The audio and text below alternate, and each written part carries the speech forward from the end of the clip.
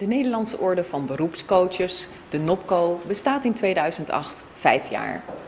Ter gelegenheid van dit eerste lustrum hebben ze Sir John Whitmore uitgenodigd om het een en ander te vertellen over performance coaching. Performance coaching gaat ervan uit dat alles in het leven betekenis heeft. In die zin vindt er een wisselwerking plaats tussen de coach en de gecoachte. Our system of teaching people in our schools, in everything we do, is not the most effective way to teach. And there's fundamental change needed. What the difficulty we have is abandoning the old way of thinking. How can I teach this person something? How can I have them perform better unless I, the expert, tell them what to do? Where the learning comes from is self-realized, high quality.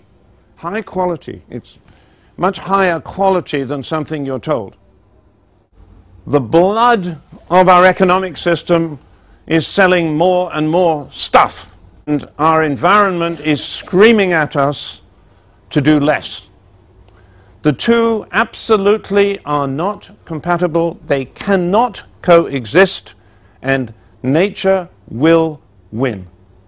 We have used our technological advance for very irresponsible outcomes, and the result of that is the desperate situation we're in environmentally today.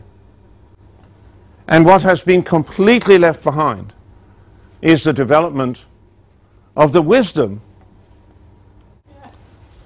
Hierarchy is in decay.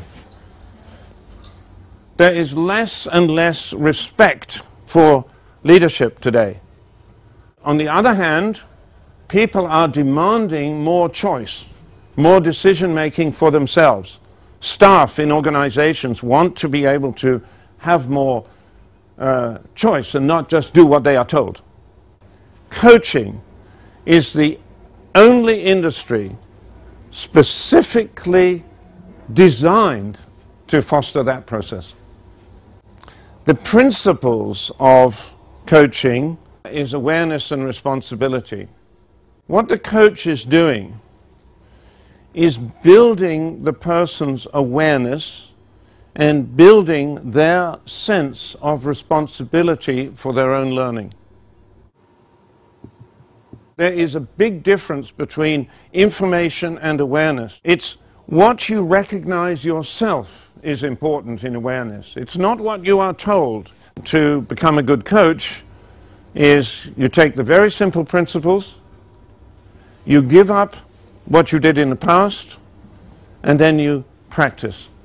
The fear is the problem, and there are many different fears. Fear of being different, fear of making a mistake, fear of losing my job, fear of being unpopular with my colleagues. Yeah? That's what stops us. When you recognize that the opponent in your own head is more of a challenge, more daunting than the one on the other side of the net, then you know what you have to work with. What is the principal internal obstacle inside ourselves that stops us performing at our best? And our belief about ourselves is very, very important, very significant, because it determines how we behave.